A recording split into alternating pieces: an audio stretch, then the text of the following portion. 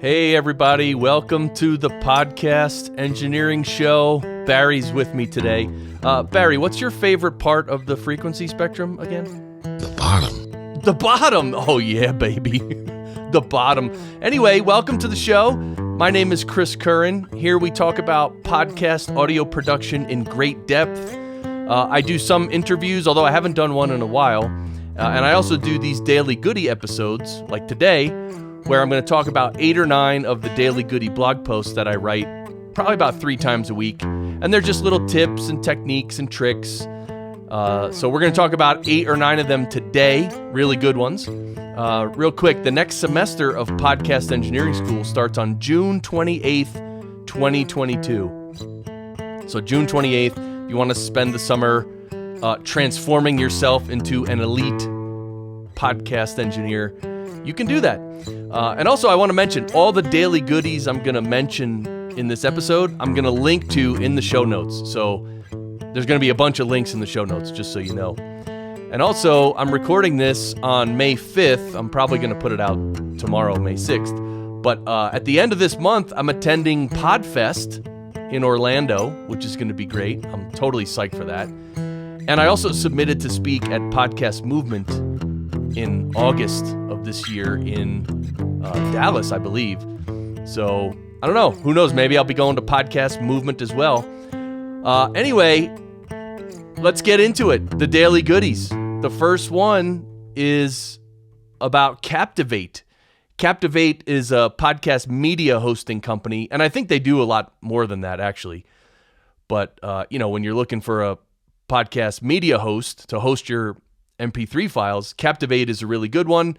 And this Daily Goody, although it's from, last fall, it still applies. And it's because Captivate's interview management and guest booking platform integrates with Squadcast. Yeah, so apparently Captivate has an interview management and guest booking part of their platform. And now, for the last, 8 months, it's been integrating with Squadcast. So apparently in Captivate, or I guess, when you book when a guest books a session in the Captivate ecosystem, a Squadcast recording session will be automatically created. So that's pretty cool. So I guess if you're using Captivate, you can send your guests there to book a session right in the Captivate ecosystem. And then if you have it hooked up with your Squadcast account, I guess it'll immediately create a Squadcast recording session. And I'm assuming it gives the guests the link to that session. That would only make sense. So that's pretty cool. I mean, I've only ever heard very good things about Captivate. A lot of people like it a lot. And, it's in terms of podcast media hosting companies, it's one of the newer ones, although it's not new anymore, right? I don't know. Captivate has to be at least 4 or 5 years old, maybe around 4 years old, something like that.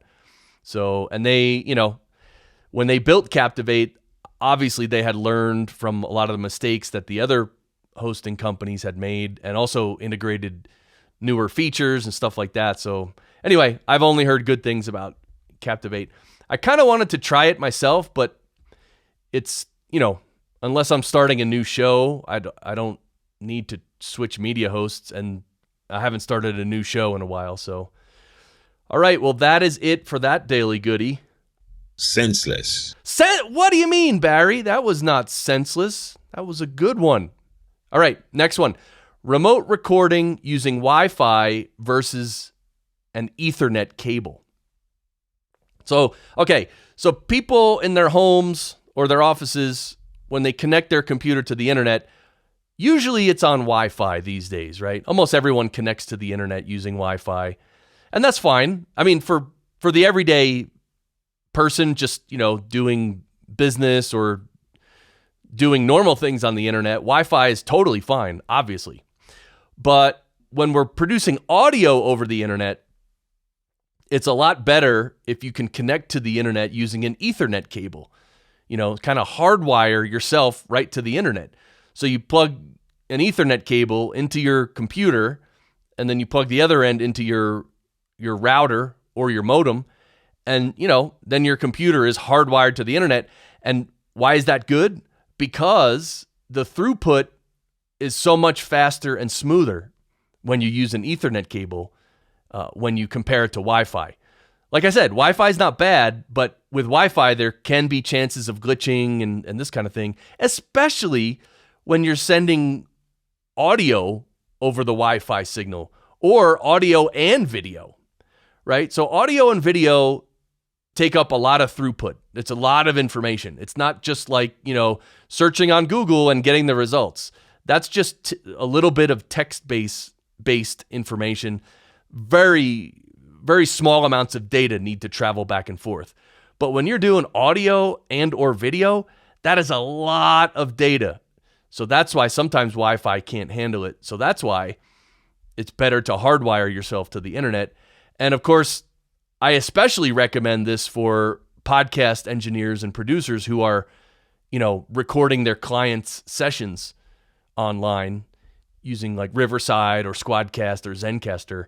A lot of podcasts, well, not a lot. I think some or many podcast engineers these days are actually present during the recording sessions of their clients. And so if you're running a recording session live over the internet, then yeah, you should really figure out a way to hardwire yourself to the internet with an Ethernet cable. That's just, you don't want to take any chances with that. All right, next Daily Goody. I don't think so. What do you mean you don't think so, Barry? Wow, man. Wow. All right, anyway, next one. Being ready at least 5 to 10 minutes before each recording session. Yeah, being ready at least 5 to 10 minutes before each recording session. And when I say be ready 5 to 10 minutes early, I mean be ready. Like, I'm not saying get to your computer 5 minutes early and then restart the computer and open some apps or whatever you need. I'm not talking about that. I'm talking about being 10 minutes before an episode. You're literally, everything is, you've already restarted your computer. You've already opened what you need to open. You set up your audio equipment, your mic, your interface, everything. Everything should be done 10 minutes before the session. And that way, you'll have so much peace of mind. It's really beautiful. Because most people show up late. Or they show up right on time, but they're not ready. Oh, wait, hold on. I got to hook up my mic, or I got to change something on my interface, or I don't know, something's weird. My computer's acting weird. Let me just restart it and then I'll reconnect. That wastes everybody's time. So be ready. The Boy Scout motto, you know it, don't you? Barry, you know it, don't you? Yeah. Oh, yeah. Oh, yeah. Yeah, the Boy Scout motto is be prepared. And of course, this applies to every situation in life, but it also applies to podcast recording sessions. So be prepared, start early, get ready. I'm telling you, and when you do this, one of the best things about it is that you feel really good. You feel good when you're ready early, like you're ready, you're prepared. You just have, your confidence level is very high and you feel good. And then you can go into the session and do the best that you can do and be the best that you can be instead of rushing and being last minute and being worried and frazzled and everything, right? So it sounds like a little silly thing. Oh yeah, be ready 5 to 10 minutes early. But no, it's actually really, really important. So, and I'm sure people who, maybe you have a co-host or something that always arrives late, and it's not good. It's not good. Now, it happens, but it's not good. So let's move on to the next Daily Goody. I don't know why that's funny, Barry, but okay. Anyway, how to make decisions regarding buying new plugins. How to make decisions regarding buying new plugins. Well, for me, it's easy. I just buy it. No way. You crazy? Yeah, sometimes I am crazy, Barry. No, but okay. In all seriousness, look, there are a million plugins out there in the world. And I don't know if you own any third-party plugins or not, but there are many, many choices. But buying your first third-party plugin, whether it's an EQ or a compressor or a channel strip, is really a momentous occasion, because, of course your DAW already has some processors built into it. Every DAW has an EQ and a compressor and stuff. But the thing is, with third-party plugins, they are usually way better quality, and they're easier to use, they sound better, and there's a much better user interface as well. Some of these built-in processors in the DAW, like, it's just like a bunch of sliders, and it looks nasty. It's hard to even understand what's happening. But if you buy a good third-party plugin, it looks great, it sounds great, it's just great. So for me, yeah, once you start buying plugins, it's very difficult. I mean, it's very easy to desire almost every single plugin that you see. So the question is, when should you fight this urge to buy another plugin versus going ahead and excitedly buying another plugin? So here are some factors you may want to consider when deciding on the purchase of a particular plugin. Do you have the money to buy the plugin? I mean, that's kind of the obvious first thing, right? Do you have the money? A lot of plugins are cheap, $30, $40, but some plugins are more expensive, $200, $300, right? $350 sometimes. So first you got to decide, do you actually have the money? I mean, and that's just, if you don't have the money, then you just can't buy it, obviously. Next question, will you get significant use out of the plugin in question? And that's a good question. Like, are you going to use this plugin? Because maybe it's an EQ and you already have 5 EQs. And are you going to use it? Yeah, you'll use it a little bit. But is that enough? Does that make it worth buying? So think about it. Next question to ask yourself, do you already have a similar plugin that does almost everything that this new plugin will do? Well, that's just what I said. If you have 5 EQs and you're looking to buy another EQ, again, take that into consideration. Maybe you don't need the 6th EQ. And another thing to ask yourself is, are you a plugin-aholic like Chris Curran, like me? Well, again, see, I have an excuse, though. See, I have the greatest excuse for being a plugin-aholic. It's because I teach podcast audio production. I need these plugins so that I can use them and then teach other people. That's my excuse, and I'm sticking to it. Yeah. Oh, yeah. Right? Exactly.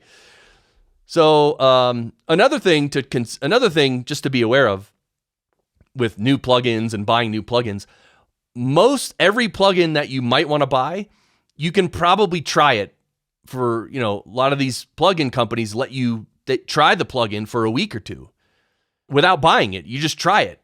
And after a week or two, the trial period will expire and then you can decide. So definitely, if you're interested in a plugin and you're thinking about buying it, it's a really good practice to get the trial version of it and then actually open it up in your computer, use it in an episode or two, and really, really try it out and mess with it a little and see if you like it.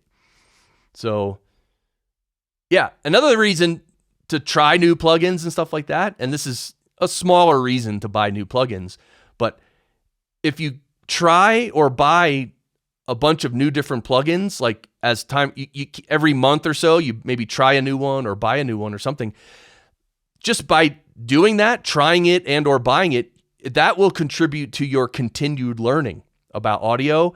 It'll continue to help you train your ears, and it'll help you mature into a seasoned podcast engineer, editor, producer, and who possesses an audio toolbox full of top-notch tools.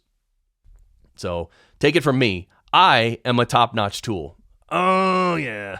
Yeah. Oh, yeah. Oh, yeah. So, all right. That's a little bit about buying new plugins. Don't go into debt or anything, but, if you're a professional, it's good to have a bunch of nice tools. Okay. Ready for the next one, Barry? No way. No. Dude. Seriously? Yeah. Oh, yeah. Okay. Are you ready? That was bad. That didn't even make sense. The next Daily Goody we're going to discuss, podcast intro music. How loud should it be? Oh yeah, this is one. This is one aspect of listening to other podcasts that usually drives me crazy, or I should say, frequently drives me crazy. podcast intro music. How loud should it be? It's really quite annoying when the intro music of a podcast is way louder than the host's voice. It really makes it difficult to hear the host's voice, right? The music is blaring loud and the host is talking, but it's hard to understand because it's buried in the music. And on the other side of the coin, it's also quite annoying when the intro music comes in at a very low volume, which prompts me as the listener to crank up my listening volume. And then when the host comes in, their voice is so loud compared to the music that I jump and it hurts my ears and I have to scramble to turn down the volume on my phone or wherever I'm listening. So there really is a happy medium to this conundrum here of, it's not a conundrum, it's just you have to put your podcast intro music at the proper volume. And there's no one proper volume, by the way, but it shouldn't be too loud and it shouldn't be too soft. That's it. It should be mixed well with the other aspects of the production, which is the host's voice and whatever other audio there is. You got to mix these things properly. Mix the volumes so that they sound good together of the host and the intro music. So, in general, look, the reason people use intro music is to set a vibe, right? You want to set the tone. There's a vibe that you want to bring in immediately to get the listener sort of a little energized, maybe coming into your episode, or maybe you want to go the other way, some soft, soothing music that sort of brings them down. If you want, whatever vibe you want to set, intro music can really help do that. I mean, that's like probably the number one purpose of intro music, right? So it should convey the effect it's meant to convey. But if it's too loud, that's very annoying. And if it's too low in volume, that's also very annoying. So with a little practice and attention to this, you can get really good at this. This isn't hard to do. Just with a little bit of attention and practice, you can learn how to mix these levels well. And so the listeners will really, they'll get the vibe, they'll be able to hear the host and understand the host, and they'll have the best of both worlds and they won't even know it, right? Because that's the beauty of really good professional audio production, is that the listener, they don't even realize that there's any production involved with this, because they get so into the vibe and into the message and into listening that this whole concept of audio production doesn't even enter their mind. That is the goal of good production. If the concept of audio production enters their mind, it's for a bad reason. It's because the audio stinks and it sounds bad. And then they're like, oh my God, the music's way too loud. Why are you making your listeners think about that? It's your job to produce the audio correctly so that they don't even notice the production, right? All right, let's move on to the next one. That's frightening. Barry, it's not frightening. It's the next Daily Goody. And it's one that I think you like, don't you? Yeah. Oh, yeah. Oh, yeah. Barry likes this one. Bad edits are terrible. Don't make bad edits. I think this episode is starting to sound like I'm yelling at you.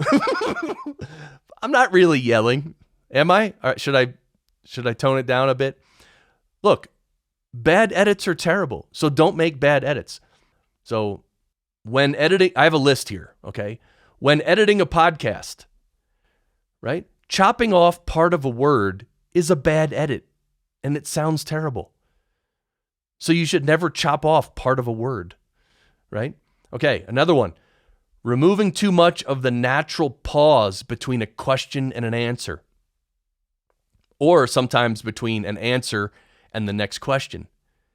Removing too much of that natural pause sounds unnatural and feels terrible, right? There's a natural flow of a conversation. Someone asks a question and the person answers. And then when the person's done answering, then the host asks another question. If the gap between the question and the answer and the answer and the next question, if the gap is really too short, it sounds unnatural. It's terrible. So don't edit those spaces too tight. Let it be natural. And also, if there's too much space in there, then that also sounds weird, right?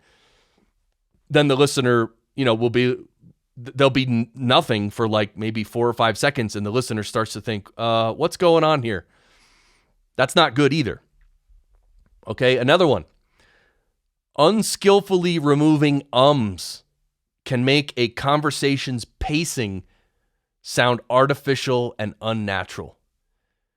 Yeah, if you just take out ums in a haphazard manner, what it does, it can throw off the pacing of the person speaking. So if you cut out the sometimes it messes with the pacing. It sort of almost makes the pacing, it almost creates a faster pace. If you cut out the and maybe a little bit of the space around it, it can make the pacing seem faster and weird. It just doesn't sound natural. It's hard to explain why it doesn't sound natural, but it just sounds unnatural.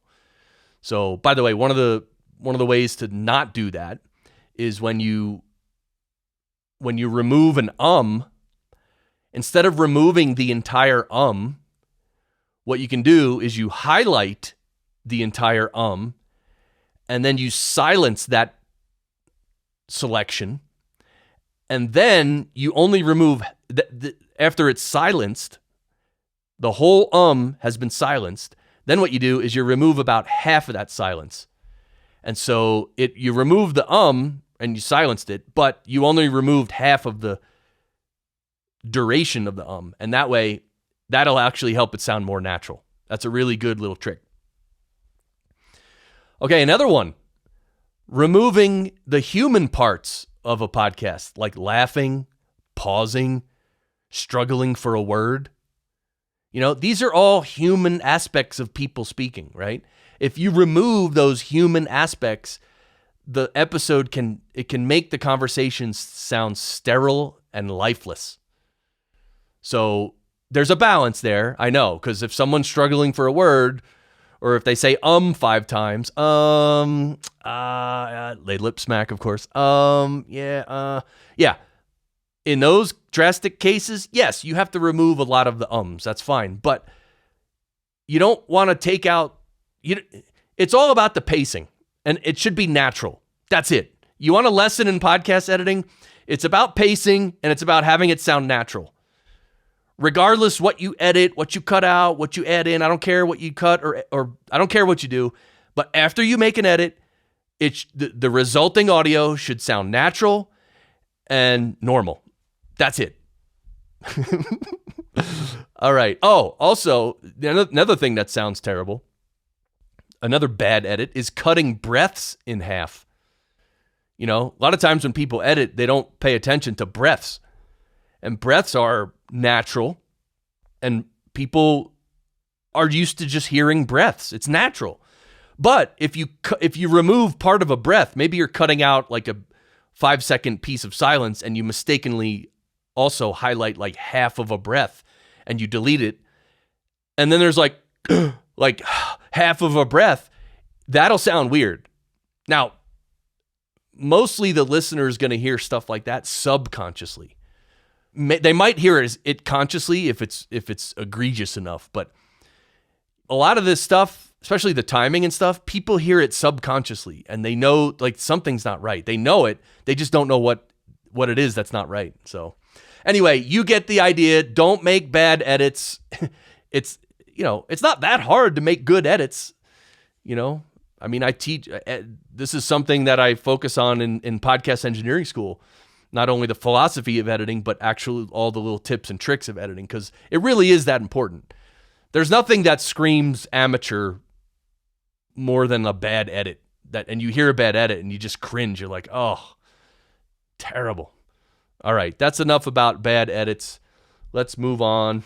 There's no activity, no giggle, no nothing. Now, Barry, that's not fair. There's a lot of activity. There's a lot of giggle in this episode, I believe. In my opinion, Barry. Thanks, buddy. All right, the next Daily Goody is Isotope RX9. Yeah, so again, this is from last fall. This is when RX9 came out.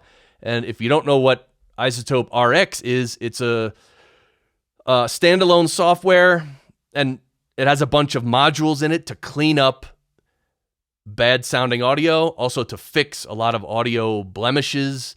And also you can use a lot of the modules as plugins in your DAW. Really great software. I think full price is $1,200, but in the podcasting space, if you're going to be processing a lot of audio from guests all over the world, guests who don't have good microphones, don't have good rooms to record in and everything, you're going to end up needing to fix a lot of bad audio. And there's no software better, in my opinion, for fixing bad audio than Isotope RX. The latest version is 9. When I actually wrote this blog post, I hadn't upgraded to RX 9. I was still using RX 8. And I was really thinking, you know what? I don't need to upgrade. I'm just going to keep using 8. And then after a few months, I was like, you know what? I should, again, because I need to teach this stuff, I'm like, I should probably upgrade to 9. There are some new modules in RX 9 or improved modules, including the dialogue isolate. The de-hum has been improved. The ambience match. There's a complex mode in the ambience match, which can be really helpful. And there's also a bunch of workflow enhancements.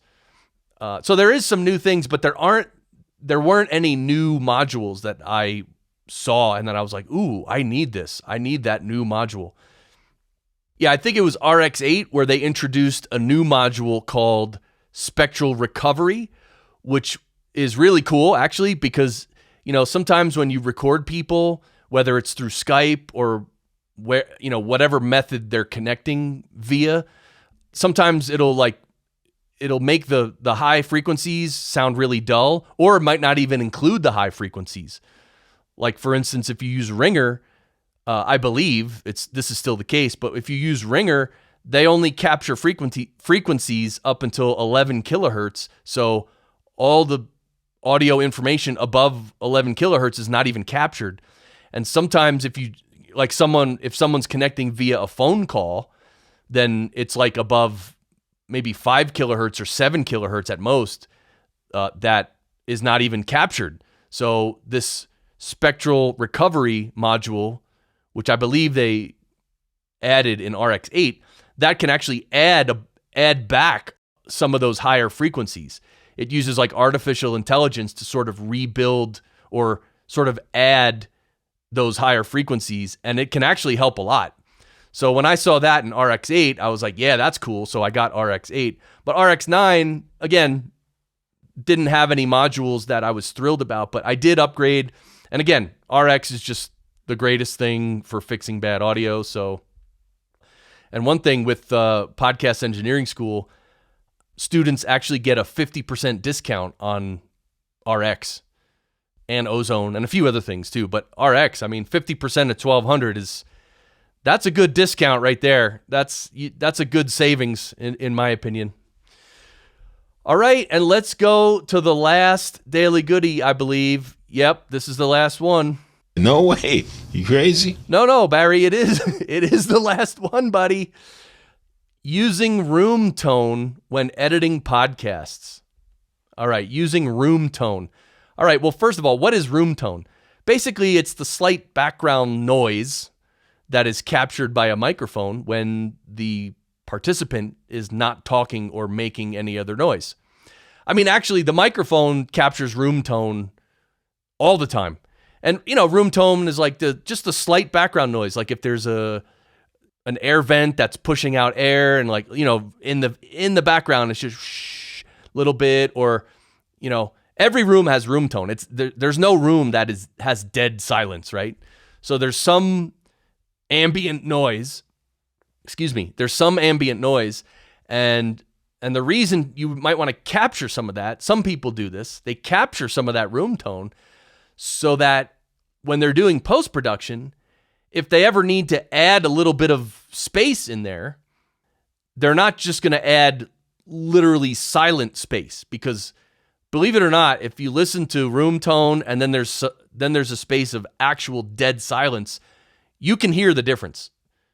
And sometimes it might be very subtle, and so you might kind of notice it subconsciously, but that is a really big difference. So that's why some people, if they want to add any like blank space into the episode afterwards, sometimes you need to just add like 1 second or 2 seconds of blank space just to, again, make the episode sound natural. Well, if you paste in some room tone, that will really make it sound natural. So personally, I don't deliberately record any room tone during the recording process. Some people do. Some people say, okay, we're all gonna be quiet for 5 seconds right now. Okay, go. And then they remain silent. And of course, before that happens, they hit record, right?